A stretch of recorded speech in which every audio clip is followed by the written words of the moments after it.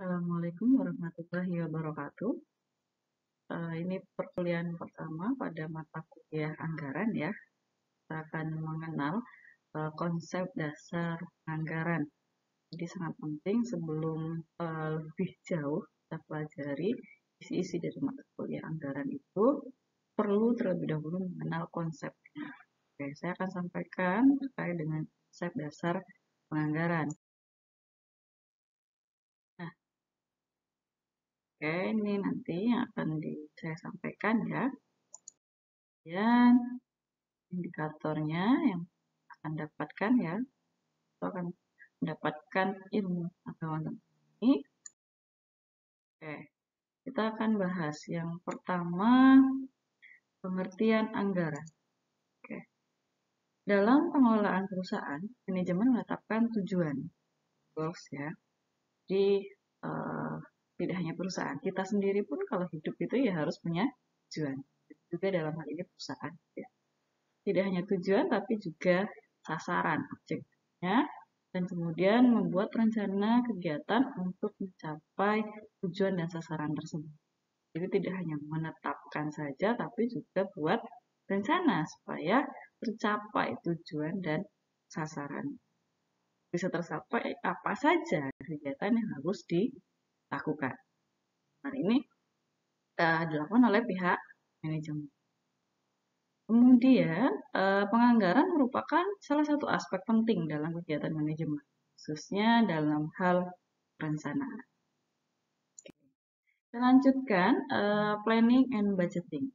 Ya, mungkin teman-teman sudah kenal kata planning gitu ya di teman-teman. Nah, planning ini adalah tindakan yang dibuat berdasarkan fakta, asumsi mengenai gambaran kegiatan yang dilakukan pada waktu yang akan datang dalam mencapai tujuan yang diinginkan. Nah, itu yang disebut dengan planning. Jenis rencana, tujuan, ada kebijakan, bisa peraturan, bisa dalam bentuk metode, strategi, standar, prosedur, ataupun anggaran.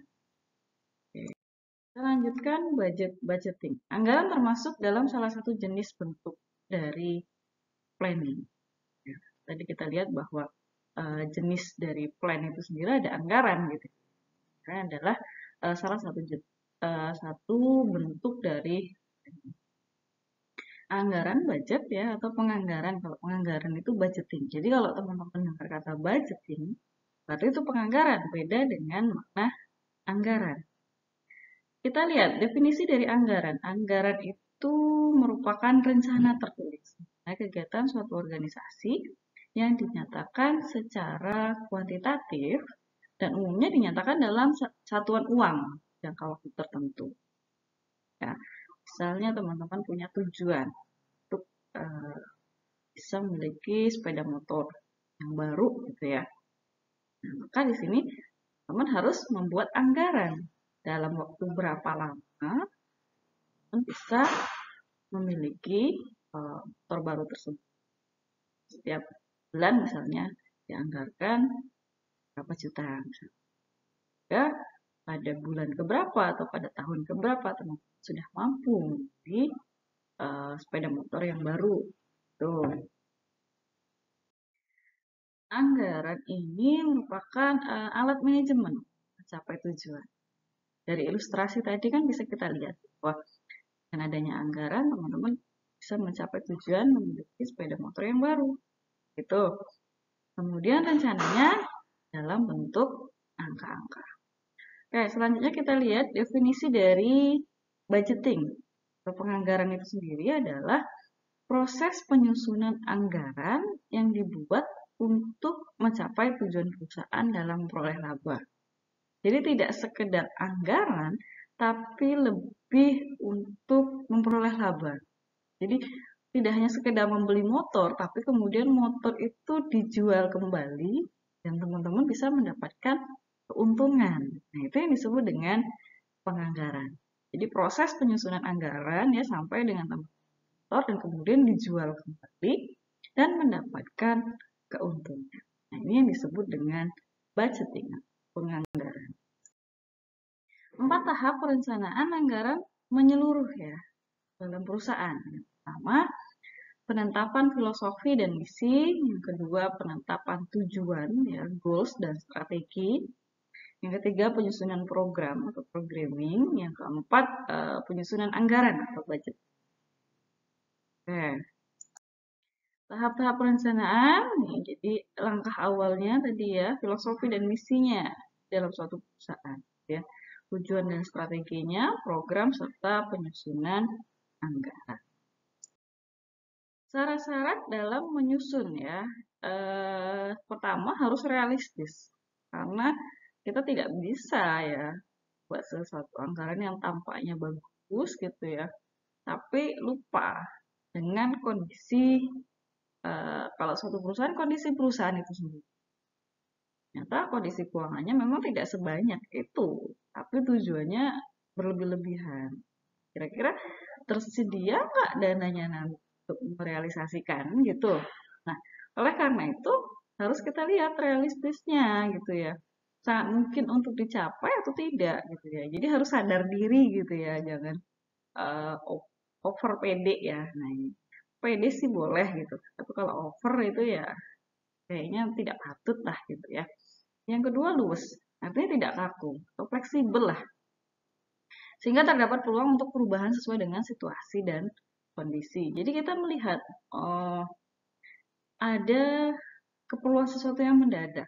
Jadi untuk tujuan tersebut mungkin tidak tercapai dalam waktu yang ditentukan, bisa jadi akan mengalami kemunduran karena misalnya perusahaan uh, harus melakukan CSR misalnya, kan merupakan salah satu kewajiban dalam perusahaan.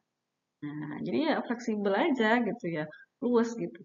Toh juga untuk kepentingan perusahaan. Yang ketiga, continue. Ya.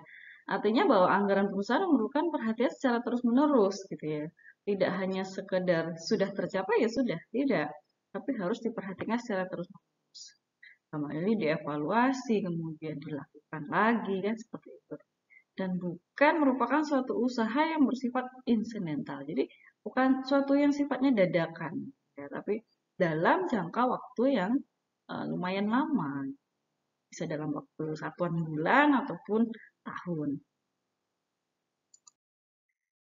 Nah, ini anggaran versus ramalan. Anggaran ini dinyatakan dalam ukuran uang. Tapi kalau yang namanya ramalan itu dinyatakan dalam ukuran moneter atau bukan uang. Ya. Ya. Yang selanjutnya umumnya berjangka waktu 1 tahun. Sedangkan ramalan ya bisa ramalan hari ini, besok kan gitu. Tapi dalam hal ini bukan ramalan hujan ya.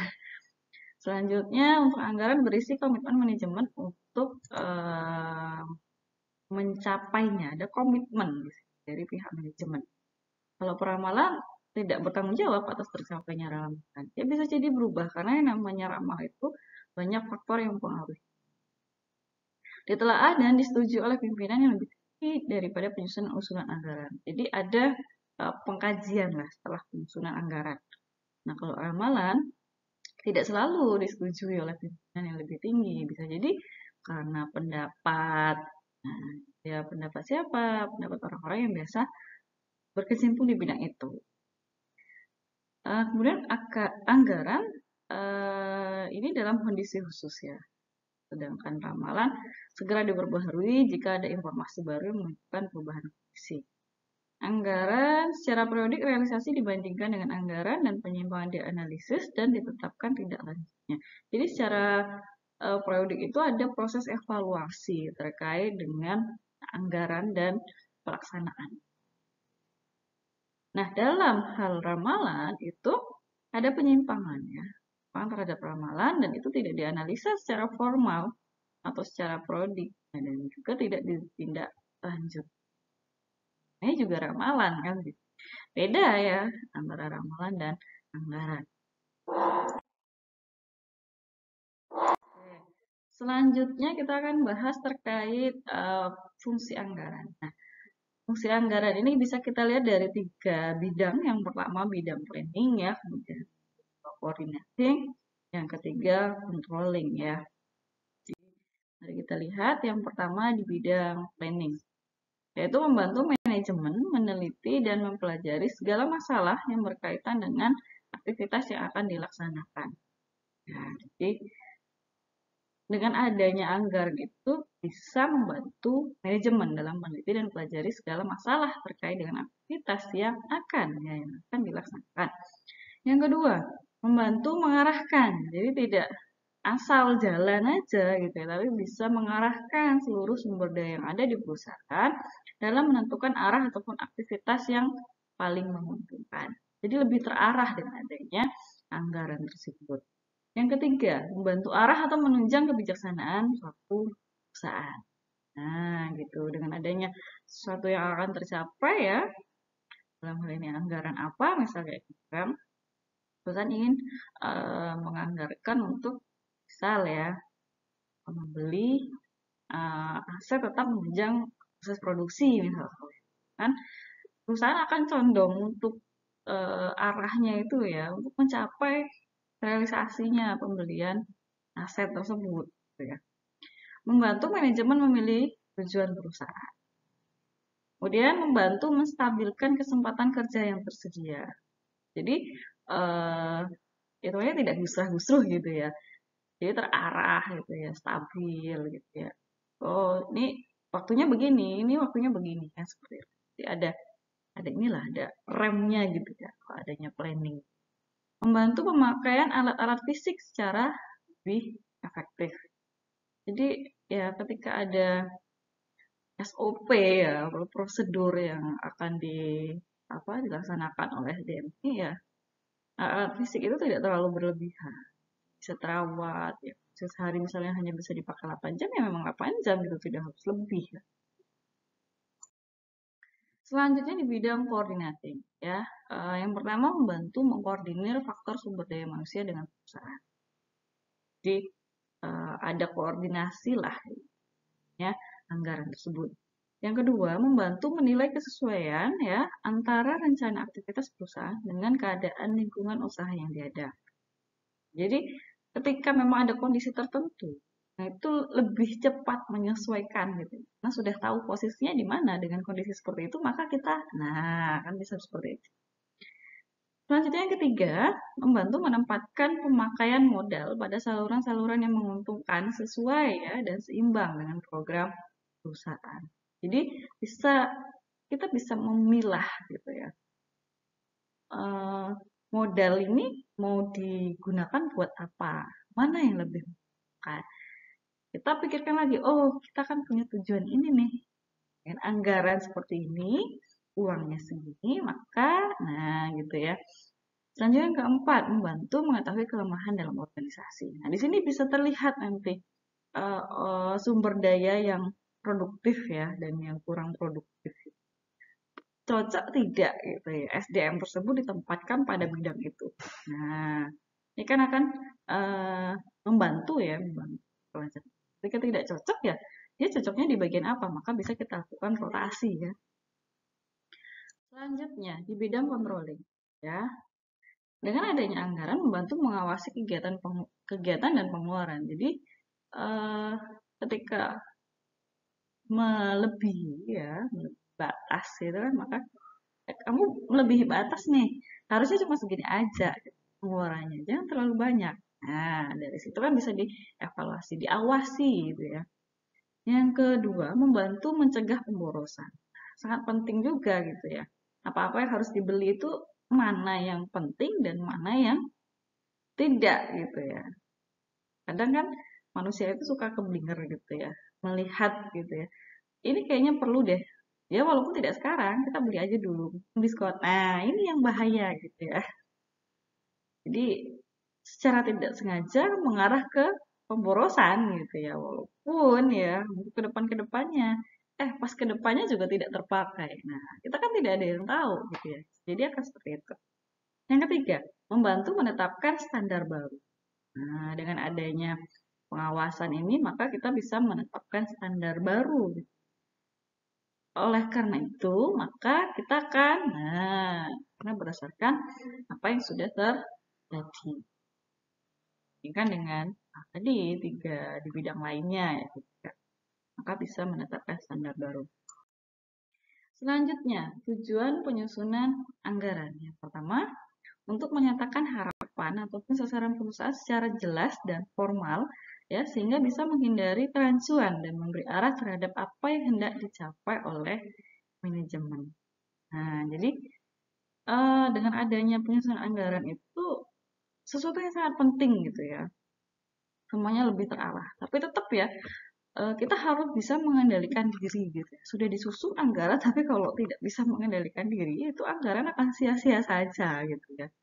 Lah, masih ada kok, lah masih ada kok. Ya, akhirnya tidak terjadi ya realisasi anggaran. Selanjutnya, untuk mengomunikasikan harapan manajemen kepada pihak-pihak terkait sehingga anggaran dimengerti, didukung, dan dilaksanakan. Nah, anggaran sudah dibuat ya oleh yang menyusun, tetap harus dikomunikasikan dengan orang-orang atau pihak-pihak yang akan mendukung realisasi dari anggaran tersebut. Misalnya, dari bagian produksi harus menjual berapa, harus memproduksi berapa, harus memproduksi berapa, bagian penjual harus menjual berapa sehingga perusahaan mendapatkan keuntungan. Dan ini akan menambah laba perusahaan, di mana laba itu nanti akan menjadikan laba ditahan yang akan digunakan untuk membiayai misalnya investasi baru suatu perusahaan. Nah, bisa tercapai kalau ada komunikasi dengan pihak-pihak yang terkait. Ya. Selanjutnya yang ketiga, untuk menyediakan rencana rinci ya mengenai aktivitas dengan maksud mengurangi ketidakpastian dan memberikan pengarahan yang jelas bagi individu dan kelompok dalam upaya mencapai tujuan perusahaan. Nah, ketika sudah ada arahan yang jelas, kita itu akan melakukan apa saja itu enak gitu ya, enjoy gitu ya. Tapi kalau tidak ada arahan yang jelas, melakukan ini dirasa kurang tepat, melakukan ini dirasa kurang tepat. Akhirnya kayak berasa serba salah. Nah, ini yang bahaya. Tapi ketika sudah ada arahan yang tepat gitu ya, karena untuk mencapai tujuan tersebut, ya apa yang kita lakukan akan bermanfaat seperti itu. Selanjutnya, yang keempat, untuk mengkoordinasikan cara atau metode yang akan ditempuh dalam rangka memaksimalkan sumber daya. Nah, jadi, dengan adanya anggaran ini kita akan mencari metode. Sumber dayanya ini cover enggak gitu ya. Kalau cover ya, maka mereka harus ngapain gitu ya. Maka dengan ini. Nah, gitu. Selanjutnya, untuk menyediakan alat pengukur dan mengendalikan kinerja individu dan kelompok, serta menyediakan informasi yang mendasari perlu tidaknya tindakan koreksi. Ya, sebagai alat ukur juga alat pengendali gitu ya. Terlalu berlebihan, apa kurang, apa pas? Nah, berapa persen bisa toleransinya kan seperti itu. Perlu nggak dikoreksi? Nah, jadi pertanyaan-pertanyaan seperti itu kan menghasilkan suatu keputusan yang pastinya untuk mencapai tujuan perusahaan. Klasifikasi anggaran ya, yang pertama berdasarkan ruang lingkup, yang kedua berdasarkan fleksibilitasnya, dan yang ketiga berdasarkan jangka waktunya. Kita akan lihat yang pertama itu ada anggaran komprehensif. Namanya komprehensif berarti anggaran perusahaan disusun dalam ruang lingkup yang menyeluruh. Kompre kan berarti lengkap seluruhnya, mencakup seluruh aktivitas perusahaan. Jadi tidak hanya satu anggaran, tapi semua anggaran itu yang disebut dengan anggaran komprehensif. Sedangkan anggaran parsial yaitu anggaran perusahaan yang disusun dengan ruang lingkup yang terbatas. Ya, jadi misalnya hanya anggaran penjualan saja, hanya anggaran produksi saja. Nah, itu yang disebut dengan anggaran parsial. Jadi hanya sebagian dari kegiatan perusahaan. Kemudian ada anggaran fix atau fixed budget, yaitu anggaran disusun untuk periode waktu tertentu, di mana volumenya sudah tertentu dan berdasarkan volume tersebut direncanakannya revenue, cost, expense, ya, serta tidak diadakan revisi secara periode, karena sudah fix ya, fix untuk 1 bulan ini saja, ya, tidak akan ada revisi, karena sudah ditetapkan berdasarkan kajian-kajian pastinya kan gitu. Selanjutnya, anggaran kontinu atau continuous budget, yaitu anggaran yang disusun untuk periode waktu tertentu, di mana volumenya sudah tertentu dan berdasarkan volume tersebut direncanakan revenue, cost, dan expense. Tetapi, ya bedanya dengan fix ya, tetapi diadakan revisi secara periodik dan ditambahkan anggaran untuk 1 triwulan pada periode anggaran berikutnya. Jadi nambah lagi triwulan selanjutnya, nambah lagi gitu ya kan, karena berkelanjutan kan gitu ya. Selanjutnya ada anggaran jangka pendek, yaitu anggaran operasional yang menunjukkan rencana operasi atau kegiatan suatu periode operasi, biasanya 1 tahun yang akan datang. Nah, itu yang disebut dengan anggaran jangka pendek. Sedangkan jangka panjang di sini waktunya lebih dari 1 tahun. Kebalikannya ya. Selanjutnya, keunggulan dan kelemahan anggaran.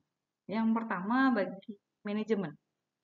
Hasil proyeksi ini menciptakan peluang ya, untuk memilih rencana yang paling menguntungkan untuk dilaksanakan. Ini merupakan salah satu keunggulan. Jadi bisa menciptakan peluang memilih ya, memilih apa rencana yang paling menguntungkan untuk dilaksanakan. Yang kedua, dalam penyusunan anggaran diperlukan analisis yang sangat teliti terhadap setiap tindakan yang akan dilakukan. Analisis ini sangat bermanfaat bagi manajemen sekalipun ada pilihan untuk tidak melanjutkan keputusan tersebut. Jadi ada analisis ya, pastinya memberikan manfaat ya, walaupun ya tidak melanjutkan untuk keputusan tersebut. Tapi kan sudah ada proses analisis yang dilakukan. Yang ketiga, anggaran merupakan penelitian untuk kerja, sehingga dapat dijadikan patokan untuk menilai baik buruknya suatu hasil yang diperoleh. Jadi sebagai dasar pembanding untuk menilai realisasinya, baik atau buruk, seperti itu. Anggaran memerlukan adanya dukungan organisasi yang baik, sehingga setiap manajer mengetahui kekuasaan, kewenangan, dan kewajibannya. Jadi mereka support gitu harusnya kan seperti itu untuk tercapai dari pelaksanaan anggaran. Yang kelima, mengingat setiap manajer dan atau penyelia dilibatkan dalam penyusunan anggaran, maka memungkinkan terciptanya perasaan ikut berperan serta sense of participation ya.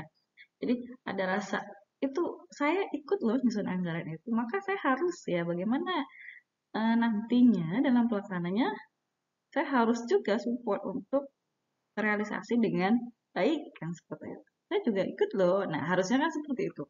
Ada sense of participation. Nah, dari keunggulan tadi tetap ada kelemahan ya. Nah, manusia juga ada kelemahannya kan gitu. Nah, anggaran ini juga seperti itu. Ya, karena anggaran disusun berdasarkan estimasi ya, permintaan efektif, kapasitas produksi, dan lain-lain, maka terlaksananya dengan baik kegiatan-kegiatan tergantung pada ketepatan dari estimasi tersebut. Nah, ya, jadi kita mengestimasi, memperkirakan pelaksanaannya sesuai dengan yang kita perkirakan, bisa jadi akan terrealisasi dengan bagus kan seperti itu. Selanjutnya, anggaran hanya merupakan rencana dan rencana tersebut baru berhasil apabila dilaksanakan secara sungguh-sungguh. Tadi anggaran sudah ada, tapi kalau dari dirinya sendiri, apa misal ya kita sendiri gitu ya, anggaran sudah bagus gitu ya, oke deal gitu ya, 5 bulan tercapai. Gitu.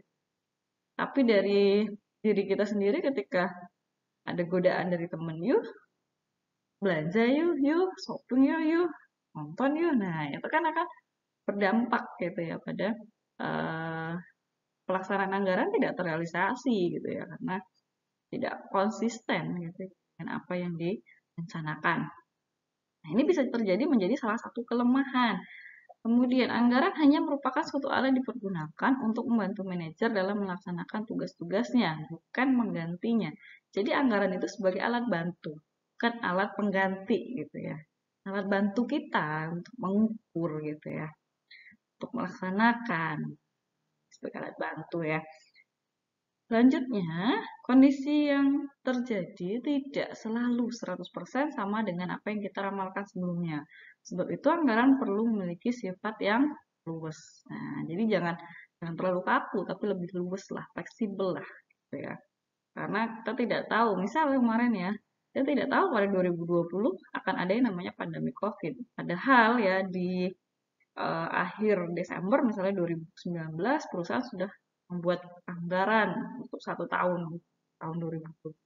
Tetapi dalam pelaksanaannya di Februari, ya misalnya gitu ya, Februari 2020 ya kemarin seingat saya, itu ada pandemi. Maka ya kita harus luas gitu ya, tidak bisa kaku karena memang kondisi tidak support. Faktor-faktor yang mengaruhi penyusunan anggaran ada faktor internal dan faktor eksternal. Faktor internal yang pertama data penjualan pada tahun. Nah ini juga menjadi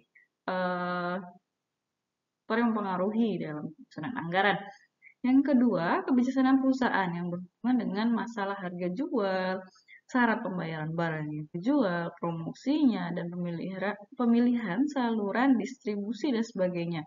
Dan ini juga akan mempengaruhi dalam pelaksanaan anggaran itu. Yang ketiga ada kapasitas produksi yang dimiliki perusahaan. Apakah nanti bisa berlebih atau masih kurang, seperti apa itu kan mempengaruhi. Yang kondisi perusahaan seperti apa kan pasti akan beda-beda ya, tidak bisa disamakan. Selanjutnya, tenaga kerja yang dimiliki perusahaan. Nah, ini berapa? Keahliannya seperti apa? Ini juga berpengaruh. Selanjutnya, modal kerja yang dimiliki perusahaan. Nah, ini juga menjadi faktor penting juga gitu ya. Fasilitas-fasilitas lain yang dimiliki perusahaan. Ini akan support nggak nanti? Kebijakan-kebijakan perusahaan yang berkaitan dengan pelaksanaan fungsi-fungsi perusahaan baik di bidang pemasaran, produksi, pembelanjaan, administrasi maupun di bidang personal. Nah, ini merupakan faktor-faktor internal ya dalam penyusunan anggaran. Selanjutnya, faktor eksternal. Pertama ada keadaan persaingan. Kita harus melihat juga bagaimana pesaing kita di pasaran sana kan gitu. Kemudian tingkat pertumbuhan penduduk, ya misalnya produknya Pampers ya, maka ini akan berpengaruh kan ketika banyak di Indonesia pertumbuhan penduduknya tinggi misalnya itu banyak yang melahirkan ya bayi-bayi yang baru lahir makanya akan berpengaruh kan gitu. Tingkat penghasilan masyarakat, nah saat pandemi seperti apa? Apakah Pampers tetap menjadi kebutuhan gitu ya? Tingkat penyebaran penduduknya merata atau enggak? Nah, misalnya antara Pulau Jawa dan Pulau Sumatera, Pulau Kalimantan, Pulau Papua, misalnya kayak gitu. Kan berbeda. Agama, adat, istiadat, kebiasaan masyarakat. Mungkin yang modernisasi bisa menggunakan kampus, tapi kalau di suatu desa gitu ada yang punya kebiasaan dia pakai ini ya, bukan kampus gitu ya, dia nyuci segala macam. Nah, itu akan berbeda kan dampak. Akan ada survei kan. Berbagai kebijakan pemerintah bagi bidang politik, ekonomi, sosial, budaya maupun keamanan. Nah, misalnya ada PPKM waktu itu pasti akan berdampak juga. Keadaan perekonomian nasional maupun internasional, kemudian kemajuan ini dan juga sebagainya. Hal ini menjadi faktor-faktor eksternal ya yang akan mempengaruhi dalam penyusunan anggaran. Jadi tidak sekedar dasarkan apa data masa lalu saja, tapi kita harus melihat faktor internal dan faktor eksternalnya juga. Prinsip penyusunan anggaran yang pertama manajemen involvement, yang kedua organizational adaptation ya, yang ketiga responsibility accounting, yang keempat goal orientation, yang kelima full communication, 6 realistic expectation, 7 timelines, 8 flexible application, 9 reward and punishment. Oke, kita akan lihat manajemen involvement. Maksud dengan manajemen involvement ini adalah keterlibatan manajemen dalam penyusunan rencana, mempunyai makna bahwa manajemen mempunyai komitmen yang kuat untuk mencapai segala sesuatu yang direncanakan. Ya, jadi dia ikut dalam penyusunan rencana. Jadi dia harus punya komitmen yang kuat gitu ya untuk mencapai segala sesuatu yang tadi direncanakan. Selanjutnya, organizational adaptation. Ya, suatu rencana keuangan harus disusun berdasarkan struktur organisasi, di mana ada ketegasan garis wewenang dan jawab. Seorang manajer tidak dapat memindahkan tanggung jawab atas suatu pekerjaan, walaupun ya dapat melimpahkan sebagian wewenangnya kepada bawahan. Jadi ya harus sesuai gitu ya. Di situ ada manajer keuangan misal gitu. Terus manajer keuangan ini harus tegas gitu ya. Kondisi keuangan seperti ini begini. Nah, ini harus bagaimana ini? Nah, gitu. Kalau mau ini, maka misal kalau mau nambah dana dari pihak ketiga, maka kita harus ini. Nah, itu kan harus tegas ya. Selanjutnya, responsibility accounting. Agar rencana keuangan dapat dilaksanakan dengan baik ya, maka harus didukung dengan sistem responsibility accounting yang polanya disesuaikan dengan pertanggungjawaban organisasi gitu ya.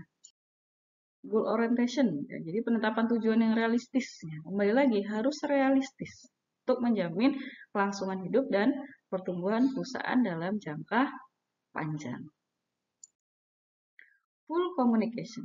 Pentingnya komunikasi dalam hal ini. Suatu perencanaan dan pengendalian dapat berjalan secara efektif apabila antara tingkat manajemen punya pemahaman yang sama tentang tanggung jawab dan sasaran yang harus dicapai. Jadi komunikasinya itu bagus gitu ya, tidak hanya sekelompok orang saja yang tahu gitu, tapi semua yang akan terlibat itu harus tahu. Ini harusnya seperti ini kan gitu. Jadi tidak sekelompok-sekelompok atau berkelompok-kelompok tidak, harus semuanya tahu supaya apa? Supaya bisa berjalan secara efektif gitu ya. Selanjutnya, realistic expectation. Dalam perencanaan manajemen harus menghindari konservatisme dan optimisme yang berlebihan ya, yang menjadikan sasaran tidak tercapai. Sehingga manajemen harus menetapkan sasaran yang realistis ya, artinya ya mungkin untuk tercapainya itu mungkin gitu. Mungkin berapa persen? 80%, 90% kan seperti itu. Timelines ya. Timelines ini laporan-laporan berupa informasi harus ya harus diterima manajer tepat pada waktunya. Ya. Sehingga informasi tersebut bisa efektif dan berguna bagi manajemen. Jadi tidak delay gitu ya. Harusnya per tanggal 1 itu sudah ada laporan, tapi ternyata telat sampai dengan tanggal 15. Kan informasinya akan delay juga gitu ya. Jadi tidak efektif dan ya mungkin berguna bagi manajemennya agak mengalami keterlambatan gitu ya, tidak pas. Gitu. Oke, kita lanjutkan pada flexible application. Perencanaan tidak boleh kaku, tapi harus terdapat celah untuk perubahan sesuai dengan situasi dan kondisi yang terjadi. Seperti yang saya ilustrasikan tadi, ketika tahun 2020 ada pandemi gitu ya, sampai sekarang kan masih pandemi sebenarnya, tapi sudah lebih baik lah gitu ya. Reward and punishment. Nah, manajemen harus melakukan penilaian kinerja. Manajer yang kinerjanya bagus dan buruk harus diketahui manajemen sehingga nantinya akan ada reward dan punishment yang menjadi transparan. Jadi tidak, oh dia itu masih saudara saya, maka tidak harus dipunishment lah, bisa gitu ya. Oh dia itu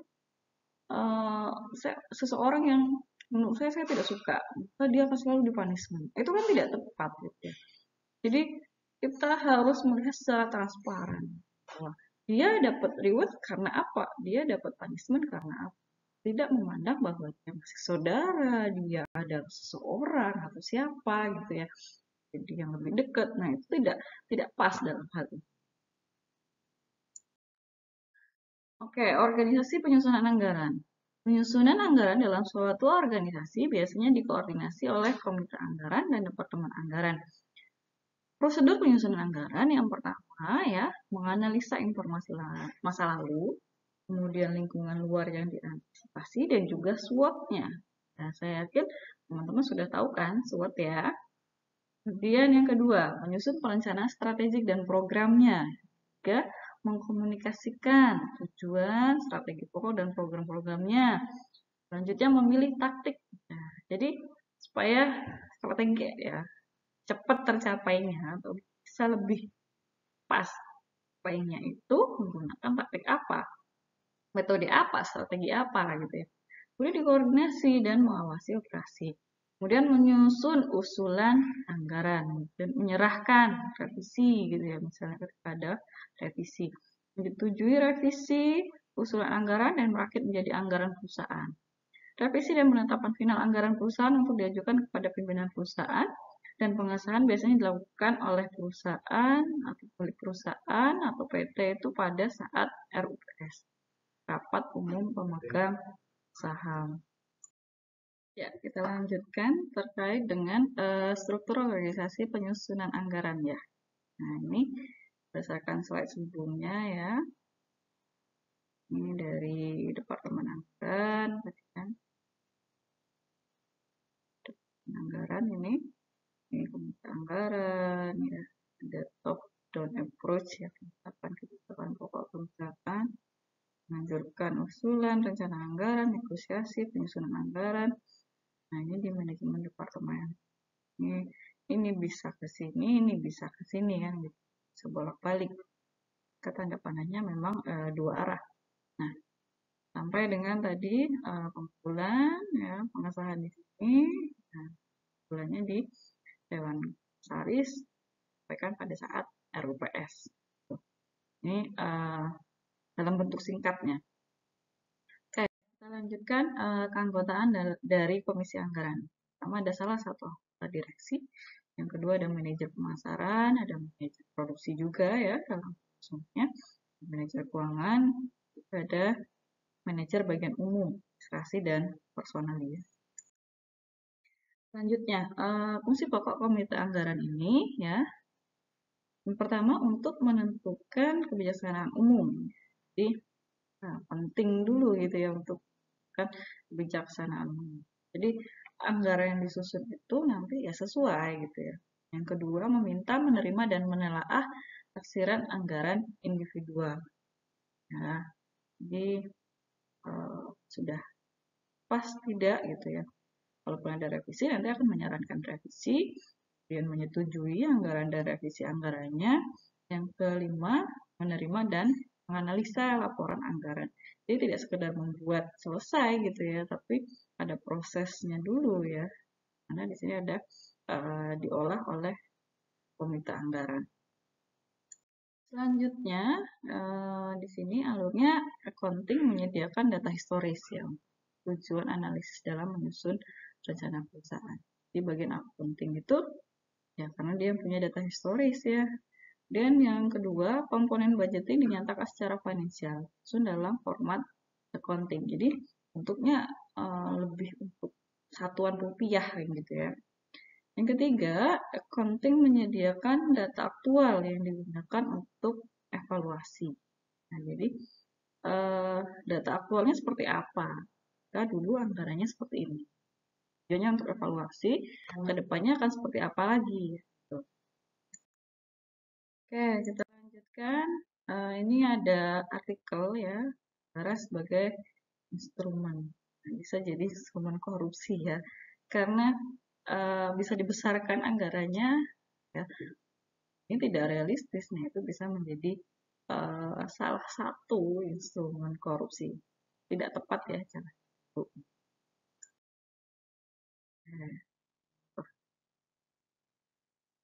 Ini anggaran negara ini bisa menghancurkan ya. Jadi sumber dana diperoleh dari rakyat, tapi ketika penyusunan anggarannya tidak tepat gitu ya, nilai nominalnya besar, tidak sesuai dengan sasaran, nanti jadi celah-celah korupsi. Nah, ini kan peluang-peluang APBNP, nah itu bisa menjadi instrumen korupsi, kemudian penggelembungan harga proyek, hati gitu ya. Kalau menghadapi kondisi seperti ini ya harus kuat iman gitu ya. Kalau enggak ya kita akan terseret di dalamnya. Selanjutnya tugas ya. Yang pertama berikan gambaran anggaran beserta penjelasannya mengenai mekanisme penyusunan anggaran. Yang kedua, sebutkan dan jelaskan tujuan penyusunan anggaran. Ya, jelaskan kriteria penyusunan anggaran yang baik. Ya, apakah bila perusahaan telah dapat menyusun anggaran dengan baik, maka perusahaan bersangkutan dipastikan dapat mencapai tujuan perusahaan. Jawabannya iya, apa gitu ya perusahaan. Yang keempat, sebutkan dan jelaskan faktor-faktor yang mempengaruhi anggaran. Yang kelima, sebutkan prinsip-prinsip yang dapat digunakan sebagai ukuran dalam menyusun anggaran yang baik. Yang keenam, berikan alasan Anda mengapa dalam menyusun anggaran, keanggotaan komite anggaran perlu ya, perlu mempertimbangkan semua bagian yang ada dalam perusahaan. Ketujuh, bila dalam menyusun anggaran, perkiraan yang dipakai akurat, apakah kelemahan anggaran dapat dihilangkan? Nah, oke. Itu tugas yang harus dikerjakan ya, nanti disampaikan dalam diskusi di e-learning. Oke, saya kira itu untuk konsep dasar anggaran ya. Mudah-mudahan bisa memberikan uh, wawasan yang akan kalian dapatkan di mata kuliah anggaran. Kurang lebihnya saya mohon maaf. Saya akhiri. Wabillahi taufiq wal hidayah. Wassalamualaikum warahmatullahi wabarakatuh.